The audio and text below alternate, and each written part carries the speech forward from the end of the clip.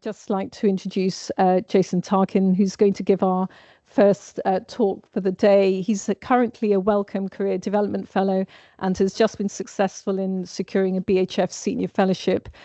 He's based at the University of Cambridge, has enormous expertise in molecular imaging in the general cardiovascular population and increasingly also in our autoimmune and vasculitis population. So Jason's going to talk about PET imaging, particularly of large vessel vasculitis. Jason, thank you.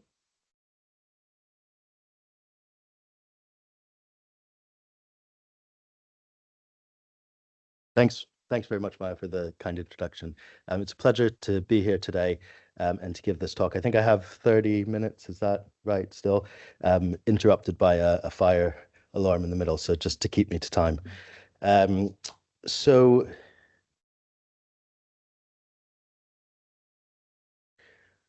as you know, FDG is a very commonly used PET tracer in medicine. It's used in cardiovascular diseases for a variety of purposes, looking at sarcoidosis, endocarditis, other cardio-inflammatory diseases. But today I'm going to talk to you about vasculitis and the use of FDG and some other tracers for imaging inflammation in the large vessels.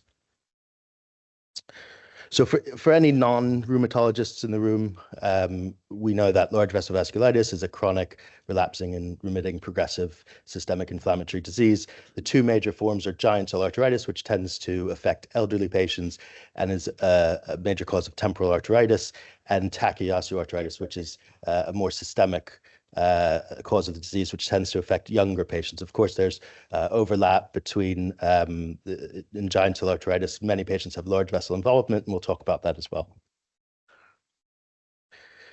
And there are less common causes than GCA and tachy osteoarteritis. And here's an example of a patient with a history of GPA vasculitis who actually presented with breathlessness and complete heart block. He had severe aortic regurgitation, and the PET scan you can see here showed large vessel involvement. So there's active aortitis shown here with the corresponding MRI showing thickening and late gadolinium enhancement in the aortopulmonary window. And you can see this patient underwent surgery, and the biopsy confirmed giant cell infiltration. He's also got a PET scan there of his nasal sinuses showing right-sided nasal inflammation, all in keeping with his underlying diagnosis of GPA vasculitis. So these are the clinical practice guidelines from EULAR about the use of imaging in vasculitis. You'll see here that FDG is prominent. It's recommended first line for patients with large vessel GCA, tachy osteoarteritis. It's also considered as an alternative for suspected cranial vasculitis. So there's guidelines in terms of how we assess FDG PET scans in patients with vasculitis, and the recommendation for clinical reporting is to use a visual assessment score. And this is on a scale of 0 to 3, whereby you reference the uptake in the vessels compared to the liver and the mediastinum. And this can be combined to give visual scores like the PET VAS score and the total vascular score. And these are commonly used in research settings where there needs to be standardization. And of course, there are semi-quantitative methods like SUV and target to background ratio. But really, in the clinical setting, these have yet to be shown to be superior than a visual grading system. So that's what's currently recommended. So we know that FDG is important in the diagnostic workup of vasculitis. You'll be familiar with images like this, where you see really avid outline of the aorta with the FDG signal. And really, there's not much question here, you know, what the diagnosis is. And overall, there's very good specificity for vasculitis, and that's why it is a very good test in this context for making the initial diagnosis. It can also be used, of course, to look at the extent and severity of the disease. So different patterns of disease, cranial versus large vessel vasculitis, different subtypes of tachy osteoarteritis. Here you can see a very nice example of a patient with temporal arteritis, where the PET signal is very clear in the affected arteries. Another patient with tachy osteoarteritis, where there's systemic inflammation throughout the vasculature in the aorta, the branch vessels of the aortic arch. And I mentioned about cranial GCA and the use of FDG, and really this is can be challenging because of background uptake in the brain. However, with newer, more sensitive scanners, in this study, when scans were required within 3 days of steroid initiation, there was reasonably good sensitivity and specificity. So it is included in the guidelines as an option. However, the high-resolution ultrasound is the recommended first-line test for cranial GCI. So we'll hear later today about some really interesting cases affecting coronary arteries, pulmonary vasculature, but I'll just show some nice examples. So this was a patient with osteoarteritis on the left who had dilatation of the aorta. You can see the really avid uptake around the ascending aorta. You can see there's also a left coronary artery aneurysm, and there's some PET uptake in the aneurysm. On the other side of the screen, there's a patient again with osteoarteritis and thickening around the aortic root, where there's this really tight osteal coronary lesion. And on the PET scan, which was not performed for coronary imaging, but you can see that there doesn't appear to be any uptake relating to the coronary artery. But having said that, usually myocardial and coronary imaging with FDG is problematic because of the need to suppress background myocardial uptake, and this is often ineffective. This is another really nice case of a patient with myocardial involvement in osteoarteritis. You can see this really focal signal in the basal inferior segment with the PET scan, and there's some corresponding sub-epicardial late gadolinium enhancement with no edema in this case.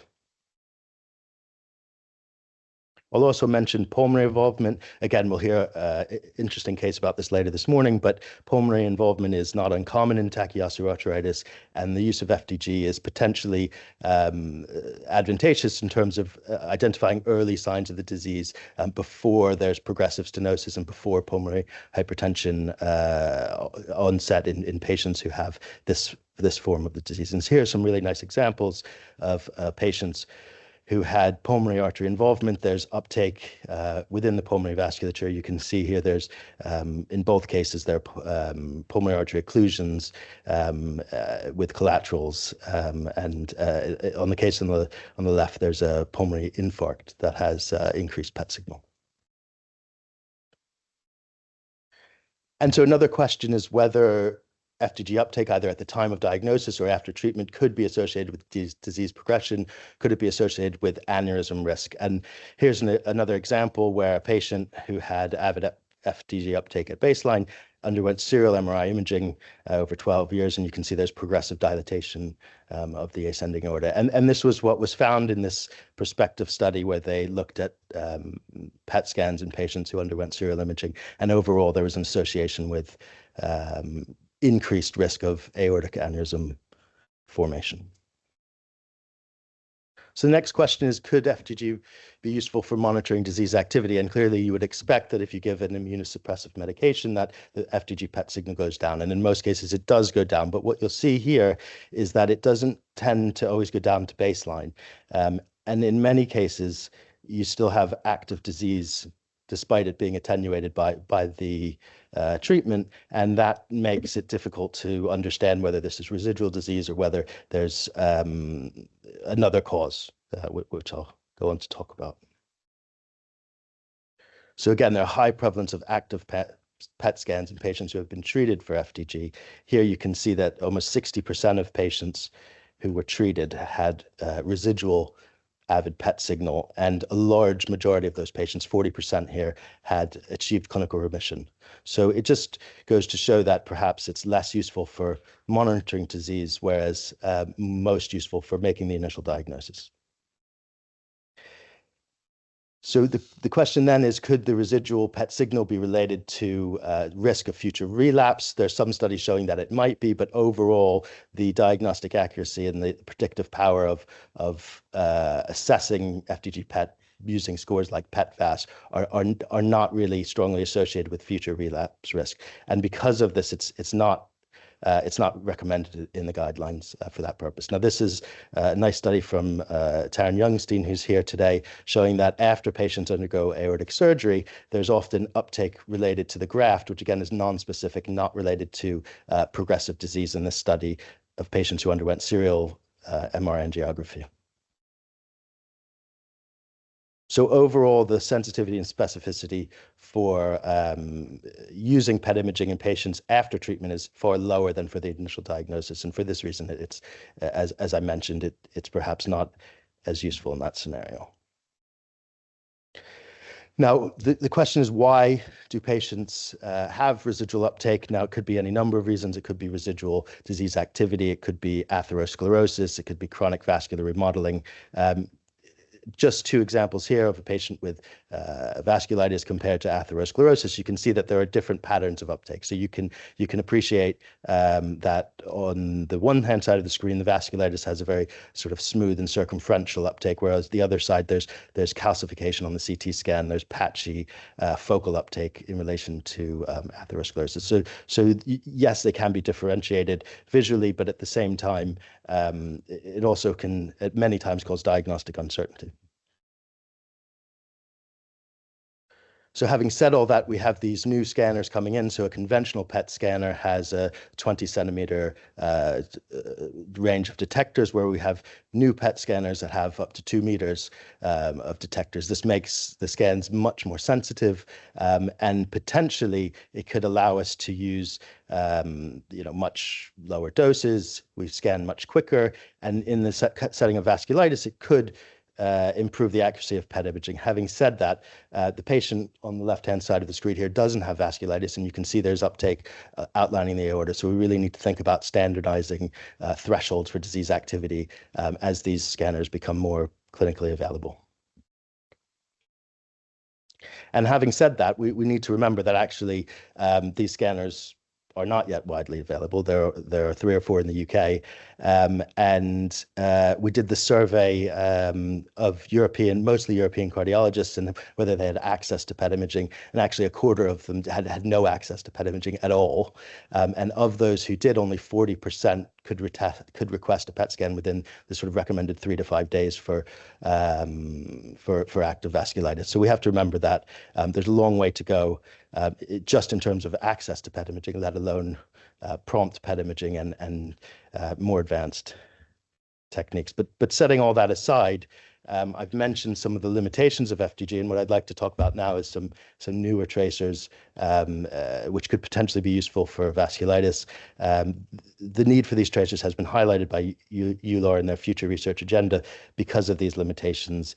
So I'll just go on to talk about that now. So this is a tracer, PK11195. This binds to TSPO in mitochondrial and macrophages, other inflammatory cells, and it's been examined in large vessel vasculitis. This study showed that there was an ability to detect patients with active disease. Now, TSPO tracers generally have high non-specific binding and low signal-to-noise ratio, but there are newer generation TSPO tracers, and certainly these could provide better means of imaging in vasculitis and other vascular inflammatory conditions. So my group at the University of Cambridge were focused on evaluating the use of somatostatin receptor PET imaging in various cardiovascular diseases for looking at inflammation. And I'll just talk about our work here in vasculitis. This was a study where we looked at 27 patients between Cambridge and Imperial, and we used 2 tracers that are targeted to the somatostatin receptor 2, one gallium dotatate, which is used routinely in clinical medicine for neuroendocrine tumor imaging, and another 18F labeled version of the tracer, which was developed at Imperial College. So we first looked at the imaging target in vasculitis. We had looked at it in atherosclerosis, but not specifically in vasculitis. And what we found using a combination of techniques, RNA sequencing, histology, ex vivo autoradiography, that the somatostatin receptor 2 is expressed by macrophages and other inflammatory cells, also in pericytes and perivascular adipocytes, providing a target in inflammation and a basis for evaluating the tracer in vasculitis. So the first question that we had was whether the tracer was accurate for identifying active from inactive disease. And indeed, we found that the tracer was 62% higher in patients with active disease compared to inactive disease with overall good accuracy. And you can see some examples here from the study. On the top is a patient with active tachyosteoarteritis, thickening around the aorta, and this intense PET tracer signal with both FDG and the somatostatin tracer. We then compared it with atherosclerosis because, as I mentioned, atherosclerosis can often mimic vasculitis, and indeed we found that patients with vasculitis had a higher signal compared to those with atherosclerotic myocardial infarction. As you can see here, there's a patient with some calcification around the aortic knuckle with some low-grade aortic uptake on the PET scan, but really compared to vasculitis, there's a clear difference. Okay. This one? Perfect. Okay.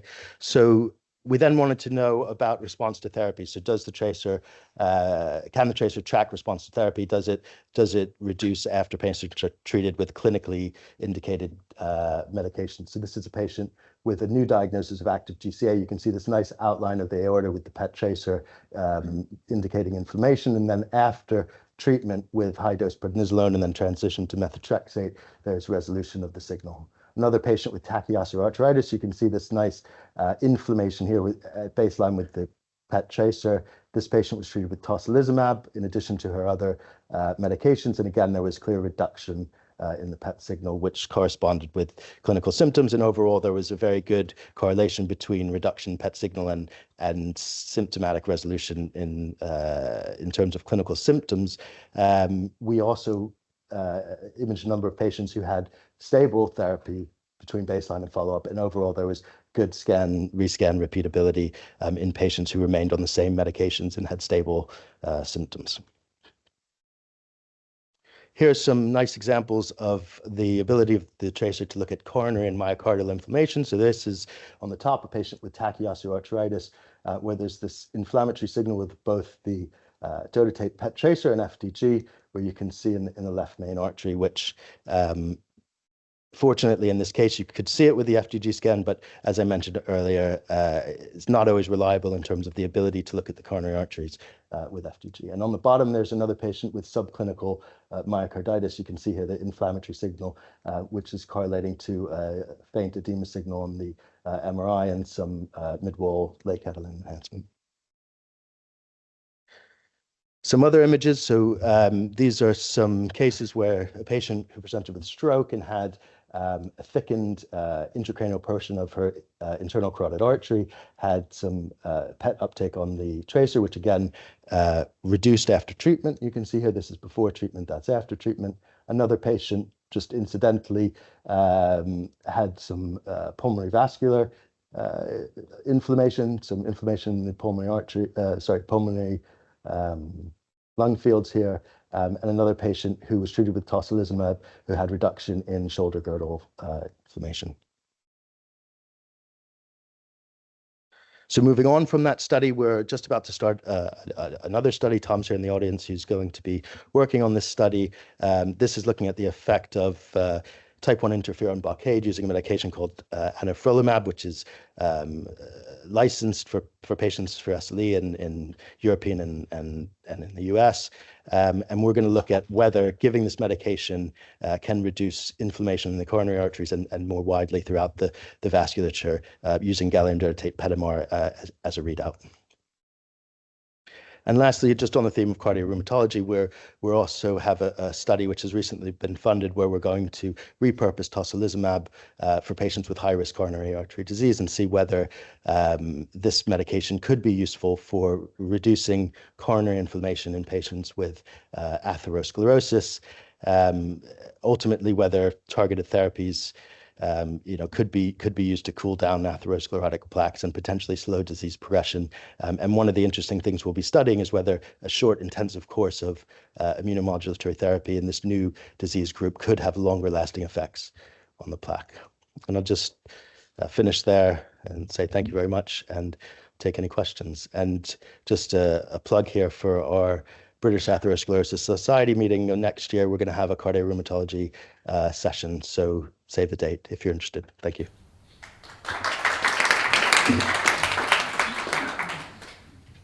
Thank you. So I don't know if there are any questions from the floor or online. Yep. Online, please. We can't hear. Do you want to type? Hello, can you hear me? Yes, if you just put your volume a bit louder. Louder, sorry, I'll bring nearer to me. It's Badal Pal, rheumatologist in Manchester. Thank you for this lovely meeting, starting off with great promise. I enjoyed the very first talk. May I have a quick clinical question, please, to the speaker? Yep, he's just getting to his microphone. Yep, go ahead. So what it is we're doing questions. Thank you. Yeah, I've seen a 71-year-old lady just recently, still working up on her. She attended eye hospital with a keratitis, and the ophthalmologist did PR3, which was positive. Just low grade, really, more than low grade, I would say, but MPO negative. As you mentioned, in atherosclerosis, there might be false uptake. In such a lady, would PET scan be any use? As I said, I'm just working up to find there is no clear organ involvement, a bit of sinusitis, perhaps, that's all. Yeah, I mean, that's a good question. It's probably better directed to some of the rheumatologists in the room, but So you can use the microphones at the table as well. But yeah. Oh, I see. So they've got keratitis. What Yeah. did they? Okay, and you want to wanted to use PET to establish their cardiometabolic risk, or you want to establish whether they have aortitis or not? Yeah, any clues towards the relevance of this PR3 in case we can detect any inflammation, understanding that at an elderly lady or in an elderly lady, atherosclerosis might cause a problem as well, as just mentioned.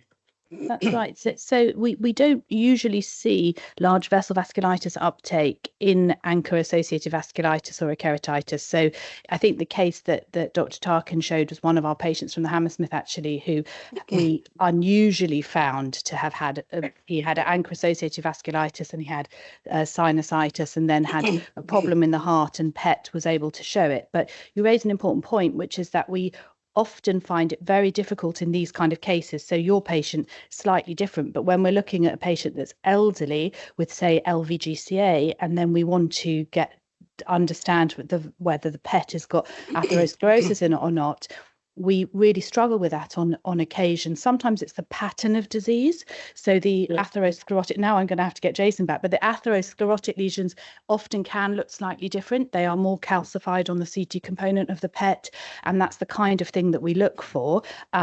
But it can be tricky, and that we tend to see in vasculitis more proximal lesions where there's atherosclerosis, whereas you see different pattern of distribution of the calcification and the atheroma and so when you see the uptake in the vessels, they are more distal or medial lesions. So but I think your patient doesn't sound like a PET's going to be that additive in diagnostics for you, actually. Yeah, sure, I understand. Okay. Thank you. Thank you for your question.